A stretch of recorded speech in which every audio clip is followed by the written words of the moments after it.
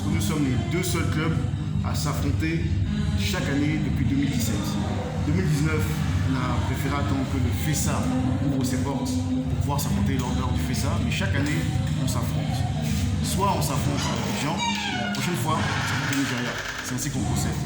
Et donc, les deux équipes comportent environ une cinquantaine de joueurs qui vont s'affronter en match de football américain. Et c'est donc l'occasion pour à la fois les gens de découvrir ce qu'on fait en Côte d'Ivoire en termes de performance sportive, mais aussi, comme je l'ai dit tout à l'heure, des gens viennent spécialement de France pour venir voir quel est le niveau que nous avons ici. Ils nous connaissent déjà parce qu'on nous suit sur les réseaux sociaux, mais veulent voir de leurs propres yeux le niveau de développement de l'Afrique en termes de sport, en termes d'organisation d'événements et aussi en termes de guider les jeunes par les valeurs, par le sport. Donc tout ça, ils seront témoins. Donc c'est un événement international. Et donc pour conclure, c'est deux équipes qui vont s'affronter. C'est les Riviera Golf Golden Eagles, club de Côte d'Ivoire, contre les Lagos Marines, club de Lagos au Nigeria. En fait, la Côte d'Ivoire contre le Nigeria. Je me demander, est-ce qu'au plan national, c'est la seule équipe qui existe ici, du fait qu'ils doivent aller affronter le Nigeria, puisque c'est eux ceux qui participent à l'événement. Ici, c'est la seule équipe. Maintenant, pour les échéances, comment ils s'organisent en fait par rapport à leur performance. Puisque si c'est la seule équipe qui existe, comment ils démontrent leur performance et avant d'affronter d'autres équipes, comment ils s'organisent en fait? Alors, et qui coûtent aussi cher en termes d'équipement. Parce que quand vous voyez tout l'attirail qu'on a quand on joue au foot américain, ça coûte quand même pas mal d'argent déjà pour mettre ça en place. Et ça demande aussi un certain savoir-faire. Donc les clubs ne sont pas tous au même niveau de développement. Certains clubs ont commencé plus tôt, d'autres ont commencé plus tard. Certains sont arrivés à un certain niveau et donc peuvent s'affronter. Les autres sont en train d'y arriver. Maintenant en Afrique, de même qu'en Côte d'Ivoire on n'est pas au même niveau de développement, en Afrique on n'est pas au même niveau de développement non plus. Par exemple, aujourd'hui, l'Égypte est numéro 1. Pourquoi? Parce qu'ils ont un championnat, ils ont des joueurs américains, des coachs américains, des joueurs égyptiens, et donc ils ont 8 équipes qui s'affrontent de manière régulière. Au Kenya aussi, ils avancent, ils ont quelques équipes universitaires. Au Ghana, ils ont 2 équipes, mais pourquoi est-ce qu'on n'affronte pas le Ghana? Parce que pour l'instant, le Ghana n'est pas encore à notre niveau. Ils n'ont pas encore atteint notre niveau de développement. Ceux dans la sous-région, dont notre niveau de développement, c'est les Nigérians. Et par définition et par histoire, la Côte d'Ivoire et le Nigeria ont toujours été rivaux, quel que soit le sport. Dès qu'on peut s'affronter, on ne se coupe pas. Et donc, lorsqu'ils cherchaient des adversaires, il faut aussi dire que ce n'est pas toujours évident de déplacer une quarantaine de personnes pour aller jouer à l'étranger. Si vous devez affronter les Égyptiens, ça veut dire que vous devez payer 40 billets d'avion, plus l'hébergement des joueurs, etc. Ça demande beaucoup d'argent. Donc, déjà, nous essayons de faire des compétitions locales. Déjà, nous sommes rivaux par nature. Donc, évidemment, quand ils ont commencé à se développer, ils ont commencé à regarder un peu de notre côté.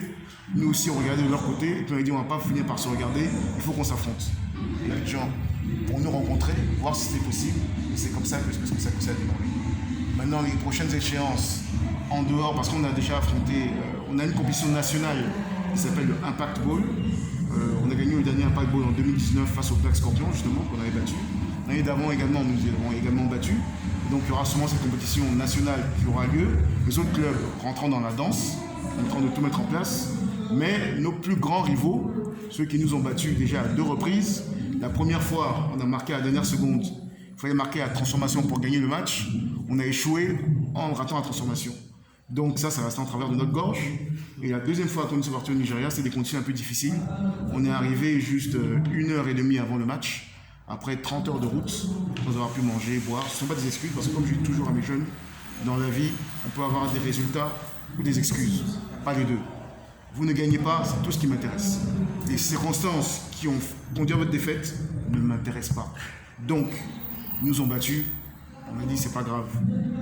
C'était difficile, vous nous avez battus, vous venez chez nous cette fois, on va régler nos comptes. Dans toute fraternité, on va les sacs bas, mais en toute fraternité. Voilà. clubs en Côte d'Ivoire. Et il y a des compétitions, enfin un début de compétition en Côte d'Ivoire. C'est un sport qui est tout nouveau.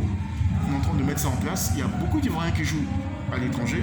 D'ailleurs, je pense que vous savez tous que nous avons un frère ivoirien qui a été champion des États-Unis, champion du Super Bowl avec son équipe, qui s'appelle Tano Passagnon. Et donc, je vous en dirai plus à plusieurs reprises dans d'autres conférences de presse quand ça va venir. Mais il y a beaucoup d'Ivoiriens qui jouent. En NFL, on a 3 Ivoiriens qui jouent déjà. On a 3, Tano Passagnon n'est pas le seul. Mais en Côte d'Ivoire, le sport a besoin d'être développé. Quand je dis le sport, je parle de notre sport à nous, mais de tous les sports. Vous n'êtes pas sans savoir qu'il manque beaucoup d'infrastructures sportives en Côte d'Ivoire pour développer les activités sportives. Il manque aussi parfois de l'encadrement général pour nos jeunes. Et je pense que le sport peut donner à nos jeunes une direction, un respect d'eux-mêmes, une valeur intrinsèque de ce qu'ils valent et de ce qu'ils peuvent apporter à leur pays. Le ministère des Sports nous suit. Lorsque par exemple nous sommes partis au Nigeria, nous avons eu la caution du ministère des Sports. Lorsque nous faisons des événements, nous invitons toujours le ministère des Sports. Comme je le disais, c'est une initiative qui est neuve en Côte d'Ivoire. Les clubs sont naissants. Donc, il fallait déjà avoir un certain nombre de clubs pour pouvoir se mettre ensemble et faire la fédération. Nous sommes en train de le faire. Ça va être fait sous très peu de temps. Je ne te donne pas plus, sous très peu de temps. Donc le ministère des Sports nous suit. Bien entendu, le ministère des Sports ne va pas toujours venir devant pour faire les compétitions. Il faut que vous-même vous organisiez, ce qu'on dit toujours. Organisez-vous, montrez que vous existez et le ministère peut venir en appui et en aide. Qui nous finance, c'est ça la grande difficulté, c'est que depuis que nous existons les Rivières de Nivelle, nous avons jusqu'à ce jour 0 sponsor. Toutes les compétitions que nous avons fait sur fonds propres. Et on a fait pour les jeunes, par les jeunes, ce qui n'est pas évident. Et au fur et à mesure qu'on va se développer, qu'on aura des championnats nationaux, les sponsors vont venir, puisque à chaque fois que nous organisons des événements, nous avons au moins 500, 600, 700 personnes qui viennent. Quand nous étions au Nigeria, on a joué dans un stade, le stade était rempli. Et quand nous faisons des compétitions à Abidjan, malheureusement, comme nous n'avons pas beaucoup de moyens, au niveau de la communication, nous ne pouvons pas utiliser les canaux normaux de communication. Donc, généralement, on s'en réfère aux réseaux sociaux parce que c'est beaucoup plus simple et aux bouche à oreille. Mais on arrive à attirer du monde. Mais vu que les choses se développent, les choses avancent, donc grâce à vous notamment, les gens sauront qu'on existe et par ce biais-là, nous pourrons nous développer davantage. Nous sommes la chance de pouvoir être témoins du début de l'aventure. Dans 10 ans, dans 15 ans, vous pourrez dire oui, j'étais à cette conférence de presse, j'ai vu ce qui s'est passé, je vois où on en est aujourd'hui. En fait, il avait posé une question au président Oria. Je reviens sous une autre forme, 2 ans après 2 éditions. Qu'est-ce qu'on peut retenir de ce qui a été fait? Est-ce qu'on peut savoir la 2e édition, avoir un bilan? Ok, merci pour la question. Je salue l'arrivée de la vice-présidente Lorraine Kra, qui a un peu de retard. Donc, merci de nous rejoindre. Je vais dire la même chose que Stéphane. Ça fait également 2 éditions. Nous fonctionnons sans accompagnement financier. J'ai 5 disciplines sportives avec en moyenne 900 participants. 5 disciplines sportives. À la 2e édition du festival sportif, vous étiez témoin.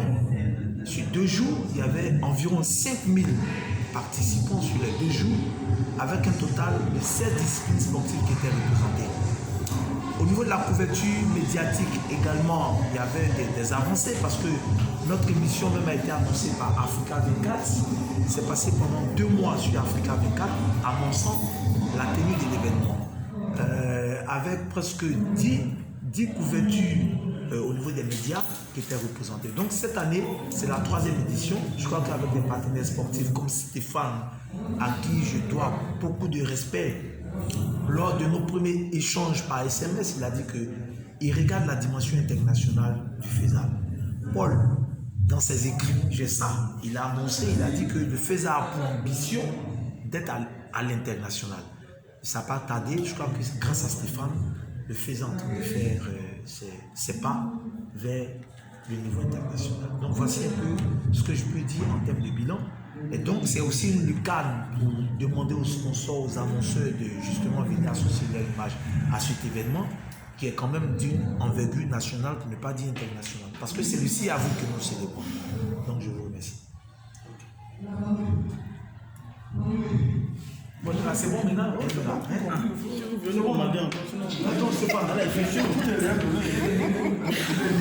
Tu dis un dernier mot, il va dire la parole et puis je. C'est pas facile. D'accord.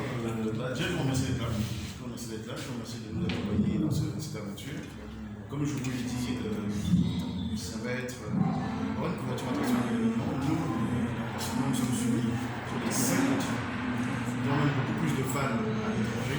Vous donnez Christian Eagles, vice-président du club, qui est rentré au Canada. Nous serons au Canada et à l'aéroport, en revenant, on croise un monsieur qui a un casque de football américain. Et donc, il va le voir en lui disant « Ah, je joue au foot américain, je suis moi-même vice-président d'un club en Côte d'Ivoire. » Et le monsieur lui dit tout de suite « Les Golden Eagles. » Il dit « Oui, je vois aussi sur Instagram que lui-même, il joue au Canada, il est français d'origine, mais il habite et il joue au Canada. Et là, il fait partie de l'équipe de France et il allait pour un stage de l'équipe de France, pour un match de l'équipe de France. Et qui nous suit. Dans la même veine, dimanche dernier, j'étais avec certaines personnes, dont une personne a le fils qui joue, un Ivoirien, a le fils qui joue en équipe de France. Et il dit, mon fils joue en équipe de France et il vous connaît. Ça veut dire que, sans se rendre compte, on est suivi par le monde entier. Aux États-Unis, j'ai des joueurs qui maintenant sont en Chine, qui sont en Inde, donc ça fait plein de ramifications. Et comme je le dis, en plus, nous avons la chance d'avoir l'équipe 11 fois champion de France, vice-champion d'Europe, qui emmène leur directeur général, leur coach, pour venir apporter la caution internationale en plus de Nigeria à cet événement. Donc il y aura forcément des relais internationaux. Et donc vous faites partie de ce nouveau wagon, cette nouvelle locomotive qu'on espère lancer, et vous êtes tous dedans, et donc vous verrez vous-même ce que ça peut vous apporter, nous apporter, et puis comment les choses vont évoluer. Voilà un peu tout ce que j'ai à dire pour leur présence. Ça veut donc dire qu'ils attachent du prix également aux activités que nous menons. Juste dire, pour terminer très rapidement, dire que nous n'avons pas, comme vous l'avez déjà entendu ici, suffisamment de moyens. On n'a pas suffisamment d'appui logistique et matériel pour, en termes de communication, avoir, je veux dire, inonder tous les canaux de communication pour que tout le monde sache l'événement est en temps et en heure. On sait pouvoir donc compter sur vous pour que, de bouche à oreille, de par vos contacts, de par vos canaux également de communication, vous puissiez informer plus d'un, d'accord, sur la tenue de cet événement à partir d'avril. Et ce que je voudrais dire, pour rebondir sur une préoccupation tout à l'heure qui a été posée, en ce qui concerne le bilan, pour mieux apprécier le bilan. Généralement, on dit on apprécie mieux les vitraux d'une cathédrale de l'intérieur. Si vous voulez apprécier le bilan entre les 2 éditions et la 3e édition, venez et vous constaterez si oui ou non on a pu s'appuyer sur l'existant pour corriger les impairs qu'il y a eu lors de 2 premières éditions. Venez donc massivement, passez donc le message à tout le monde pour que les gens puissent venir. Le marathon du 6 avril, il faudrait que ça soit l'affaire de tous pour que nous puissions nous familiariser avec la pratique du sport, surtout pour ses bienfaits, la paix, surtout pour le développement. Merci beaucoup. Excusez auprès de tous pour mon retard. Vous remercier de votre présence, d'avoir bien voulu participer à cette conférence et vous dire que nous mettrons tout en œuvre pour que cette 3e édition soit un véritable succès. Merci. Ok, bon, moi, pour conclure, j'ai lu sur les réseaux sociaux, ce matin en ligne, vous allez lire les mêmes choses que moi. On dit la Côte d'Ivoire reste indifférente à la célébration de la Journée internationale du sport. Moi, j'ai lu ça et ça m'a choqué. Et comme par coïncidence, on a créé une association pour faire la promotion du sport parce que moi, je suis un fanatique du sport. Et le jour qu'on a saisi pour faire le festival sportif, ça tombait le 6 avril, qui est la Journée internationale du sport. Donc vous comprenez qu'on ne va pas insulter notre pays. On a de grands sportifs. On va célébrer la Journée internationale du sport de façon festive. C'est juste cette note-là que je voulais encore vous dire merci pour votre présence. C'est bon?